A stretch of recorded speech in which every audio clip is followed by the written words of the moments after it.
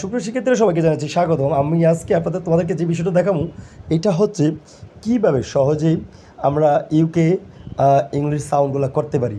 অনেকে কিন্তু ইউকে যারা আছে তারা যখন কথা বলে তখন আমরা প্রায় সময় বুঝি না, তো তাদের কথাগুলো বোঝার জন্য কিন্তু তোমাদেরকে আমরা আজকে ইউকে সাউন্ডগুলো তোমাদেরকে বুঝিয়ে দেবো। প্রতিনিয়ত আমরা 4-5টা সেন্টেন্স নিয়ে আলোচনা করবো।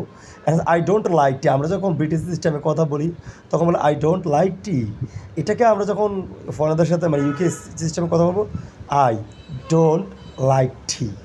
তারপর আমরা যখন কথা বলবো you did a great job, you did a great job. You এর ইউকে সাউন্ড হবে কি ইউ। ডিড এটা এটা এ হবে না, এ হবে এটা আ।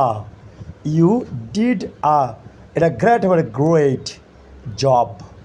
তারপর আমরা যখন আবার বলবো I work as a teacher, আমরা যেভাবে উচ্চারণ করি কিন্তু না, আমরা যখন ইউকে আমরা যেটা বলছি এটা কিন্তু রাইট, কিন্তু ইউকে সাউন্ডগুলো হবে কীভাবে আই, ও ওয়ার্ক হবে না, আর কিন্তু সাইলেন্ট থাকে ইউকে, আপনারা সবাই জানেন।